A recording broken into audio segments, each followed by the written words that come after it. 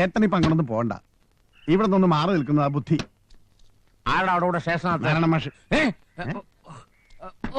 എല്ലാവരും പഴയ പരാതിയൊക്കെ പിൻവലിക്കാൻ വന്നിരിക്കുക. കള്ളൻ തന്നെ വന്ന് സാധനങ്ങൾ തിരിച്ചു കൊടുത്തു അത്രേ. ഏട്ടാ, ഏട്ടനേക്കാൾ വലിയൊരു കള്ളൻ ഈ ലോകത്ത് എവിടെയുണ്ട്. അവൻ ആരായാലും ശരി, അവന്റെ കൂടെ ഒരു 5-6 മാസം താമസിക്കുന്നത് നല്ലതാ. ഏട്ടൻ ഇത്തിരി വിവരം വെക്കും.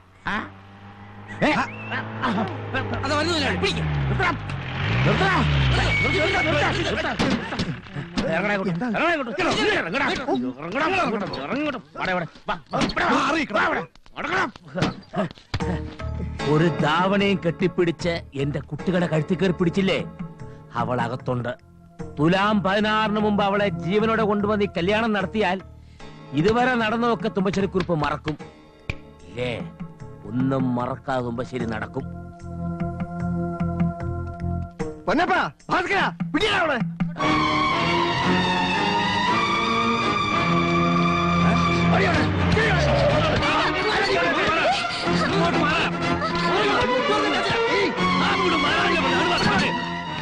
ഇനി ഒരടി മുന്നോട്ട് വെച്ചാ അടിച്ച് പളർത്തിക്കളയും ഞാൻ. എന്താ എന്താ ഇവിടെ എന്താ മാഷ പ്രശ്നം? എനിക്കൊരു പ്രശ്നമില്ല. ഇവിടെ എന്തോ പ്രശ്നമുണ്ട്. നേരാ, എനിക്കൊരു പ്രശ്നമുണ്ട്. ഇത് എഴുന്നള്ളിച്ചുകൊണ്ട് നടക്കുന്ന ഇവൾക്ക് എന്നെ പരിചയമുണ്ടോ എന്ന് അറിഞ്ഞിട്ട് പോയാ മതി. സൂക്ഷിച്ച് സംസാരിക്കണം. ഇവളെന്റെ പെങ്ങളുടെ മോളാ. പേര് ചിന്നമ്മണി. അച്ഛനും അമ്മയും മരിച്ചുപോയ മോള്. ഇത്തിരി കൈക്കരുത്തും മനസ്സിലൊരു പിശാചുണ്ടെന്ന് വെച്ച് വല്ല ഉമ്മാക്കിയും എന്റെ പിള്ളേരുടെ നേരെ കാണിച്ച സ്കൂളിൽ പഠിപ്പിച്ച മാഷാണെന്നൊന്നും ഞാൻ ചിന്തിക്കില്ല. അച്ഛാ, എന്താ മാഷ ഇത്? എന്താ പ്രാന്തായോ? എനിക്കെന്താ പ്രാന്തായോ? എടോ ചിന്ന കുറിപ്പ്, ഇത് മാഷയുടെ വീട്ടിലെ കുട്ടിയാ. മാഷയുടെ പെങ്ങളുടെ സുഭാഷിന്റെ മോള്. അത് സുഹാസിനിയുടെ. ഇവളെ പ്രസവിക്കാൻ ഇയാൾക്ക് എവിടുന്ന ഒരു പെങ്ങളെ കിട്ടിയത്? ഇവനൊരു STD ആണെന്നാണ് തോന്നുന്നത്. മാഷ് പരാതി എഴുതിത്ത ഞാനിപ്പോ അവന്റെ കോഡ് കറക്കി അടിച്ച് മാറ്റിത്തരാം. വേണ്ട, ഇയാൾക്ക് ആള് മാറിപ്പോയതാ. ഞങ്ങൾക്ക് ഒരു പരാതിയില്ല. അച്ഛനും ചിന്നമണി വാ. അങ്ങനെ പോയാൽ എങ്ങനെ? പ്ലീസ് ഒരു പരാതി എഴുതി തരൂ. പേപ്പർ സ്റ്റേഷനിൽ എടുക്കട്ടെ. നിങ്ങളെല്ലാവരും പറ, ഞാൻ ഈ ചിന്നക്കുറിപ്പിനെതിരെ പരാതി കൊടുക്കണോ? വേണ്ടെന്ന് കണ്ടോ, ഈ ജനശക്തിയാണ് ഞങ്ങളുടെ ശക്തി. എല്ലാവരും വണ്ടി കയറിക്കോളൂ. മോനെ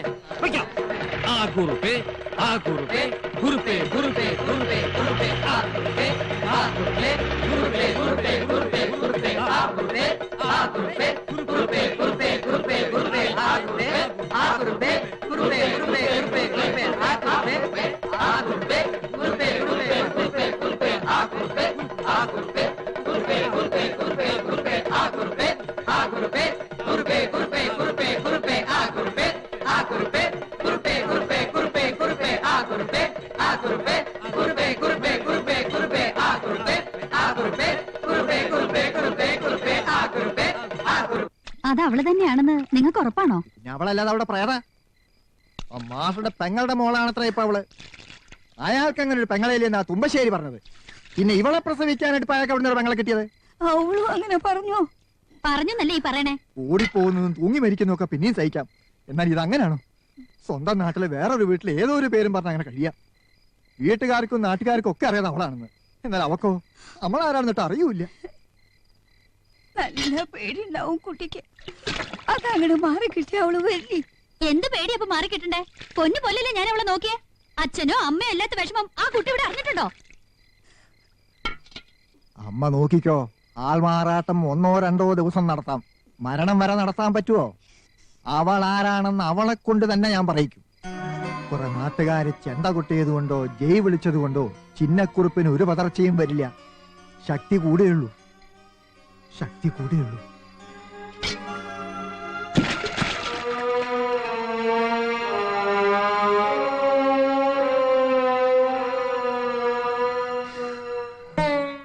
അവളാണെങ്കിൽ അവൾക്ക് നല്ല ബുദ്ധി തോന്നിപ്പിക്കണേ എന്റെ കൃഷ്ണ.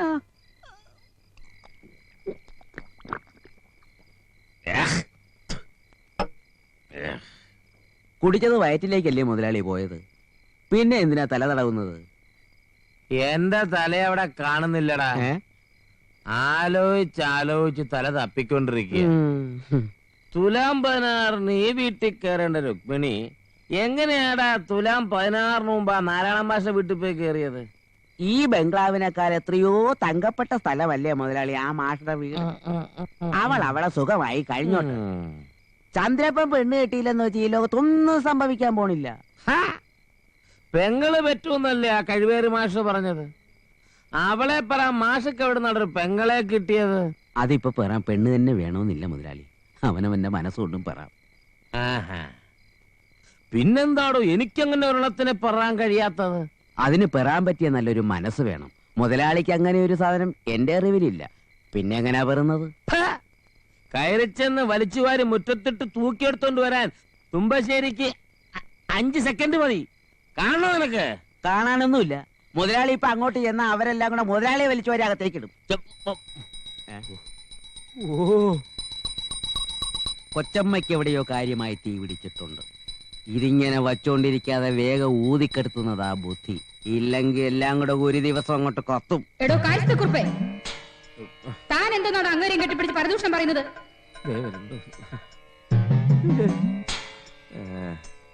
അടിയനൊന്നും പറഞ്ഞില്ലേ? മണിയടി കേട്ടപ്പോ മനസ്സിൽ തോന്നിയ ഭഗവതി സ്തോത്രം ചൊല്ലിയതാണേ. വത്സല കൊച്ചമ്മ നെന്തിരുവടി അടിയനോട് മാപ്പാക്കണം. താൻ പോയി അർദ്ധരാത്രിത്തെ പൂജയ്ക്ക് എനിക്ക് കുറച്ച് ഫലമൂലാദികൾ ശേഖരിച്ചു കൊണ്ടുവരൂ. ഫലമൂലോ? അതെന്ത മൂലം? ഫലമൂലം? ഫലമൂലാദികൾ എന്ന് പറഞ്ഞാൽ പൂജയ്ക്ക് ആവശ്യമുള്ള പഴവർഗ്ഗങ്ങൾ. ആപ്പിൾ, മുന്തിരി, സപ്പോട്ട, പൈനാപ്പിൾ, സ്ട്രോബെറി, പപ്പായ തുടങ്ങിയ പഴങ്ങൾ. വേഗം പോയി അവയെല്ലാം പറിച്ചുകൊണ്ടുവരൂ. പറിച്ചോണ്ട് വരാൻ ഈ വീടെന്താണ്ട് നിന്റെ ആശ്രമോ? ശൈവഭൂതങ്ങൾ രാത്രി ഫ്രൂട്ട് ജ്യൂസാ കുടിക്കുന്നേ? ഈ രാത്രി നേരത്ത് ഒരു ഭൂതം വിചാരിച്ചാലും ആപ്പിളും മുന്തിരിയും കിട്ടാൻ പോണില്ല. പിന്നെ മാർക്കറ്റിലെ അയ്യപ്പൻ നായരുടെ കട പൂട്ടിയില്ലെങ്കിൽ 1 കിലോ തക്കാളി വാങ്ങിക്കാം. തക്കാളി ഒരു പഴമല്ലേ? പിന്നെ രാത്രി പൂജയ്ക്ക് ഭൂതങ്ങൾക്ക് സാമ്പാർ തന്നെ ആയിക്കോട്ടെ. ആ സാമ്പാർ നിങ്ങൾ കൂടി, ഭൂതങ്ങൾക്ക് അത് വേണ്ട. ഓം നമഃ ശിവായ. അയ്യോ!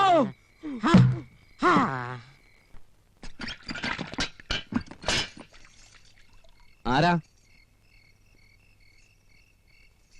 ആ, ആളനക്കം കണ്ടപ്പോ ഞാൻ വിചാരിച്ചു ചിന്നക്കുറിപ്പ് സ്ത്രീവേഷം കിട്ടി വരികയെന്ന്.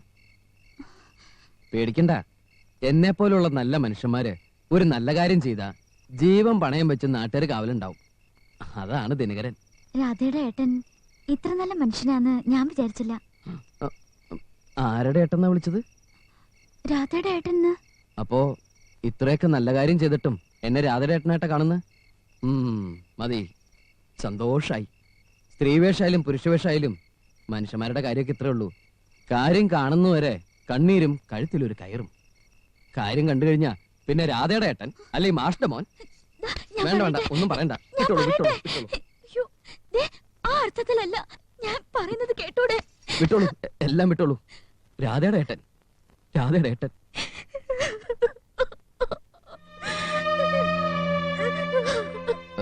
സാരമില്ല, നമ്മൾ ചിന്തിക്കുന്ന പോലെ ദൈവം ചിന്തിക്കണമെന്നില്ലോ.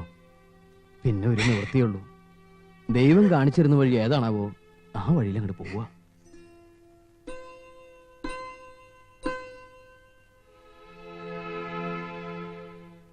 കരയണ്ട, ഞാൻ ക്ഷമിച്ചിരിക്കുന്നു.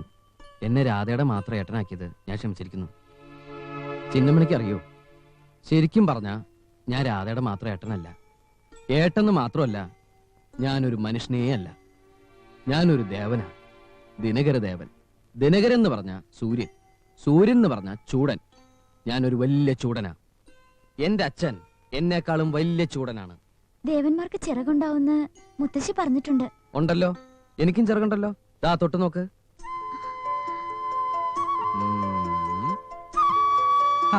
അവിടെയല്ല, ഇവിടെ ചിറക് മുളയ്ക്കുന്ന സ്ഥലത്ത് തൊട്ട് നോക്ക്.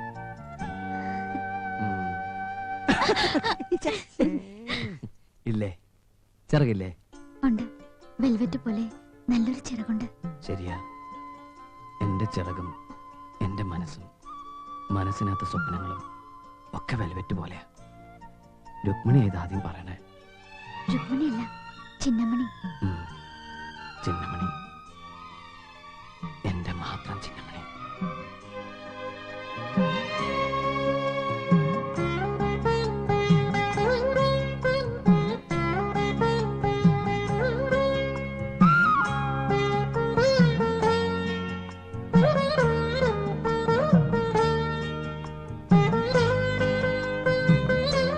എന്റെ ദൈവമേ,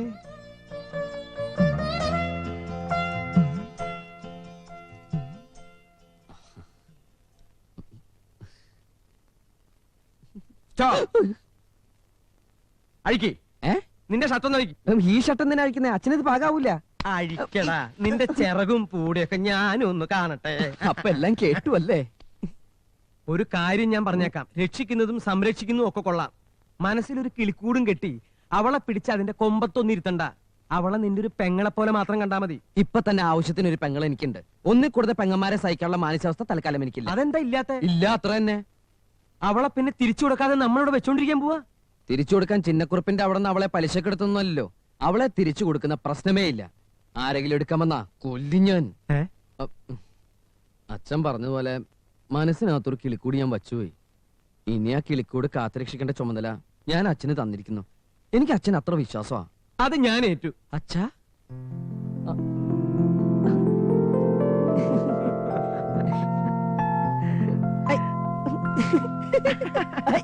അച്ഛൻ എന്താ വീണ്ടും തപ്പണേ? നിന്റെ ചിറക് ഞാനും ഒന്ന് കാണട്ടെ.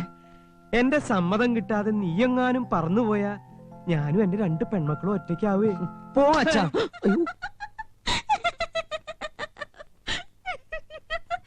തമാശക്ക് തല്ലിയതാ. തമാശ അച്ഛനെ പിന്നെ അടിച്ചു കളിച്ചു.